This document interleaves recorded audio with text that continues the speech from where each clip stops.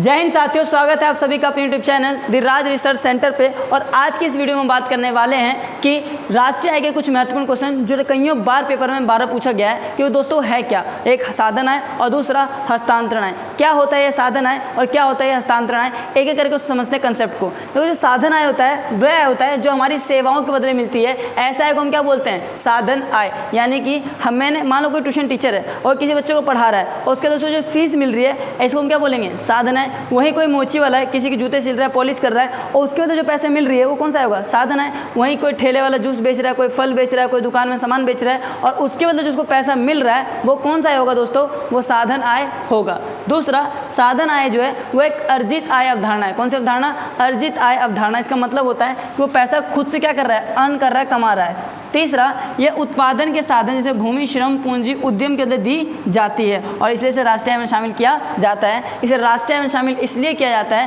क्योंकि देश के अंदर ये वस्तु और सेवाओं के उत्पादन को बढ़ावा देती है। फॉर एग्जाम्पल के लिए अगर कोई फल वाला फल बेच रहा है, जाहिर सी बात है वो फल कहीं ना कहीं तो उगा होगा, उत्पादन हुआ होगा, तभी तो बिक रहा है और सर्विस भी जारी है, उसके लिए वो पैसा कमा रहा है और देश की राष्ट्रीय आय में क्या हो जाता है, शामिल हो जाता है। वहीं जो हस्तांतरण आय होता है यह वह होता है जो बिना किसी सेवा के बदले मिल जाती है। इसको मैं लास्ट में आपको समझाऊंगा होता क्या है। दूसरा, यह एक संप्राप्ति आय अवधारणा है। संप्राप्ति आय अवधारणा मतलब ये किसी की संपत्ति से मिलती है। तीसरा, यह सामान्यतः मुख्य रूप से परिवार और सरकारी आपको क्या करती है, देती है। इसे राष्ट्रीय आय में शामिल नहीं करती है क्योंकि ये देश के अंदर वस्तु सेवाओं के उत्पादन को बढ़ावा नहीं देता। ये आपको ऐसे फ्री फंड में मिल जाता है। जैसे कि छात्रवृत्ति, स्कॉलरशिप मिला होगा, वृद्धावस्था पेंशन, जब 60 साल से बड़े जाते हैं तो आपको पैसा दिया जाता है, कुछ आर्थिक सहायता दी जाती है। और बेरोजगारी भत्ता ये मनरेगा के अंदर दिया जाता है। जैसे मैंने कहा था कि ये बिना किसी सेवा को बदले दी जाती है। यानी इसका मतलब ये होता है, मान लीजिए कि आपके 5 दोस्तों का ग्रुप है और कहीं घूमने निकल गए। मैं निकला गड्डी लेकर, रास्ते पे है गिरी, तो रास्ते पे आप सब निकल गए गड्डी लेकर और पता चला कि पेट्रोल खत्म हो गया। क्या पता चला कि पेट्रोल खत्म हो गया और जिसकी गाड़ी है उसके पास पैसे ही नहीं है। तो ऐसे में आप क्या बोलोगे कि चल मैं तेरा पैसा दे रहा हूँ, घर पर जाएगा तो मुझे पैसे पेट्रोल के दे दियो। क्या ठीक है, मैं दे दूंगा। अब पता चला तुमने पेट्रोल भरा दिया और शाम को से घर पहुँचे, कहेगा कौन सा पैसा। होता है दोस्तों अक्सर ऐसा कि दोस्तों में अगर आप पैसा मांगो तो नहीं देता है, ठीक है। तो आप उस समझो वो जो पैसा नहीं दिया तो क्या उसने कहीं सर्विस दी थी जिसके अंदर पैसा मिला, नहीं।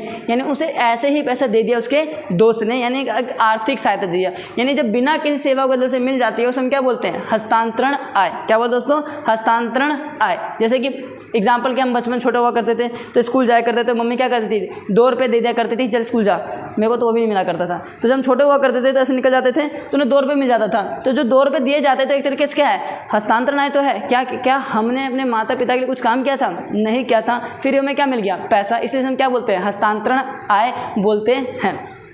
अब हम समझते हैं इस पूरे चैप्टर के दूसरे सबसे महत्वपूर्ण क्वेश्चन की ओर कि अंतिम वस्तु और मध्यवर्ती वस्तु किसे कहते हैं। यह अंतिम वस्तु या मध्यवर्ती वस्तु में क्या अंतर होता है। और ये एक बार नहीं, 2 बार नहीं, कईयों बार आया है और जब आया है ये 4 नंबर से ऊपर में आया है। तो समझते हैं कि करके कौन कौन सा होता है। अंतिम वस्तु वह वस्तु होती है जिसे या तो हम उपभोग कर ले या फिर हम कर ले निवेश। क्या करें दोस्तों, या तो हम उपभोग कर ले या तो कर ले हम निवेश। यानी कोई भी वस्तु है या उससे तो हम या यूज़ कर ले, जैसे शर्ट है मैंने खरीद के पहन लिया, इसे मैंने क्या कर लिया, यूज़ कर लिया। दूसरा, हो सकता है कि ऐसे में लाखों शर्ट्स खरीद के एक दुकान ही लगा लूँ या फिर इन्वेस्ट कर लूँ, इसी को हम क्या बोलेंगे, अंतिम वस्तु।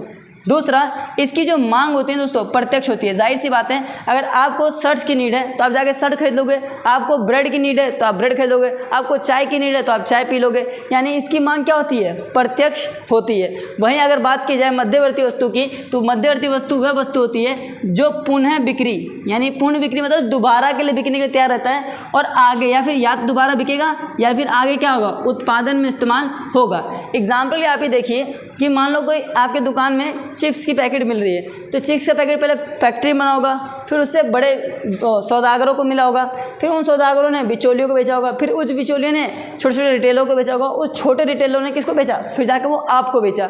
यानी ये बार बार क्या हो रहा है, पुनः बिक्री होते ही जा रहा है। या फिर आगे उत्पादन समझिए, एक चाय वाला है, वो क्या करता है, दूध खरीद लेता है, चीनी खरीद लेता है, चाय पत्ती खरीद लेता है, अदरक खरीद लेता है, इलायची खरीद लेता है कि नहीं, और उन सभी को मिला देता है और फिर एक नया प्रोडक्ट बनाते हैं, इसको हम बोलते हैं चाय, टी बोलते हैं। और जो टी पीते हैं उसके अंदर हम अलग पैसे देते हैं। यानी मध्यवर्ती वस्तु वो वस्तु होगी जो या तो पूर्ण बिक्री होगा या फिर आगे उत्पादन इस्तेमाल किया जाएगा।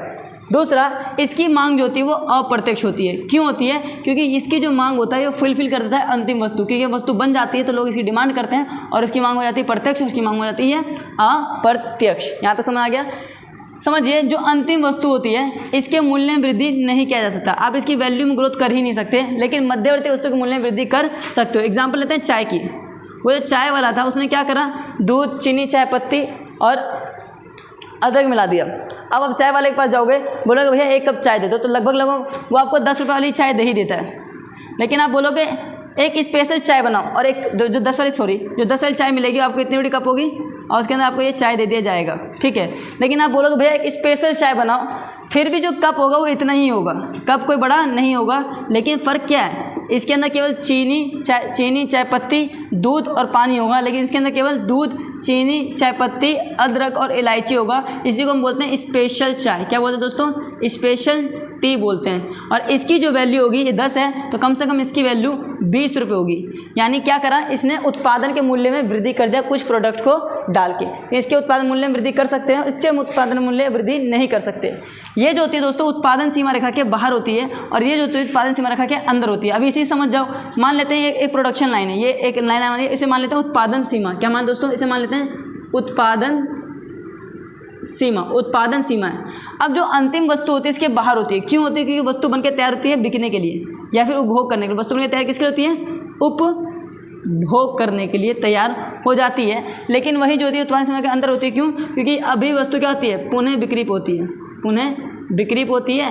अगर पुनः बिक्री पे नहीं हुआ तो या फिर आगे उत्पादन में क्या होता है, इस्तेमाल किया था। कहाँ इस्तेमाल किया था, उत्पादन में, इसलिए उत्पादन सीमा रेखा के बाहर होती है।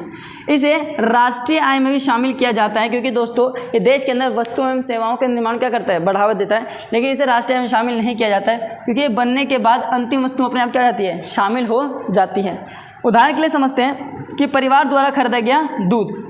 एक परिवार ने दूध खरीदा और उसका चाय बना के पी जाए, या दूध कच्चा पी जाए, दूध उबाल के पी जाए, तो किसी तरीके से यूज़ कर ले परिवार, तो हो जाएगा वो अंतिम वस्तु। लेकिन वहीं एक डेयरी दूध खरीदता है, और वो खरीदता किस लिए, बेचने के लिए, आगे उत्पादन करने के लिए। इसलिए क्या जाएगा, मध्यवर्ती। क्यों, क्योंकि आगे उत्पादन में क्या करेगा, इसका इस्तेमाल करेगा और पुनः बिक्री भी करेगा। आगे उत्पादन मतलब हो सकता है वो दूध को उबाल के उसको खट्टा डाल के उस दही बना दे और पुनः बिक्री कर दे, है कि नहीं। इसे हम बोलेंगे मध्यवर्ती वस्तु।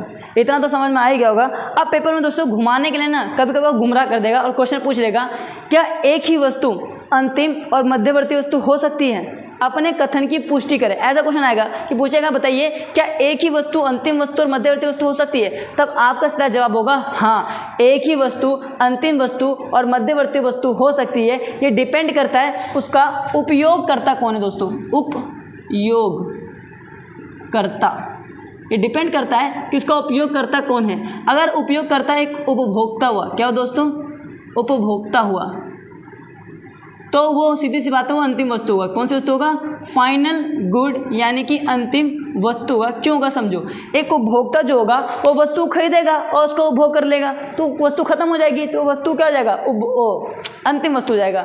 वहीं अगर उपयोग करता है एक उत्पादक हुआ, कौन हुआ, उत्पादक हुआ, तो मध्यवर्ती वस्तु हो जाएगा। क्यों हो जाएगा, क्योंकि उत्पादक क्या करता है, आगे उत्पादन करता है और उसी वस्तु को दोबारा इस्तेमाल करके क्या कर देगा, उत्पादन।